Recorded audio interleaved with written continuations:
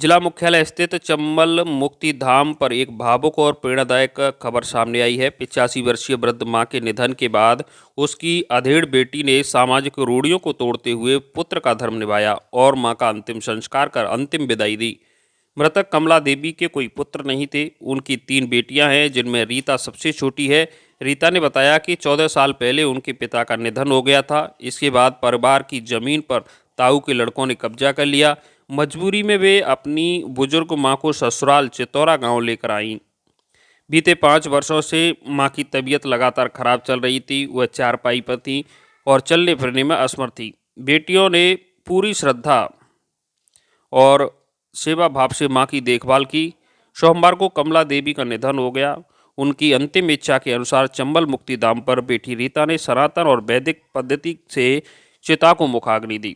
बेटी द्वारा मां का अंतिम संस्कार किए जाने से मुक्तिधाम का माहौल भावुक हो गया। रीता ने बताया कि मां का उससे विशेष स्नेह था और मां चाहती थी कि वही उन्हें अंतिम विदाई दे। मां की इच्छा को पूरा कर उन्होंने पुत्र का फर्ज निभाया।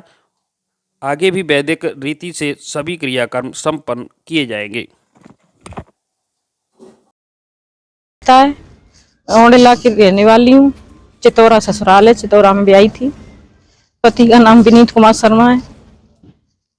माँ मेरी शादी करी थी तो मेरे से ज्यादा प्रेम करती थी, तो मेरे ही साथ रहना चाहती थी वो। पिताजी खत्म हो गए तो माँ उसी दिन से मेरे साथ आ गई।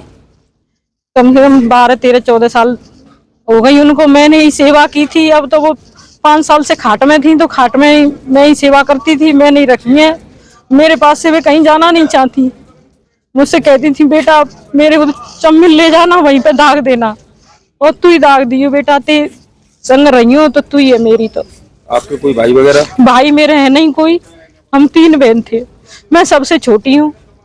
मुझे कोई ज्यादा चाहती तो थी। आपसे ही प्रेम ज्यादा करती? मुझसे ज्यादा प्रेम करती। आपने दाग दिया? हाँ मैंने ही दाग दिया है। मेरे ही पास रहती। मेरे जमीन थी उनकी, वो सब लुट गई। ताऊओं के लड़कों ने सब ले ली। कुछ नहीं है उसके पास, कुछ नहीं था। मैंने जो अथी थे मैं नाम कर गई वे।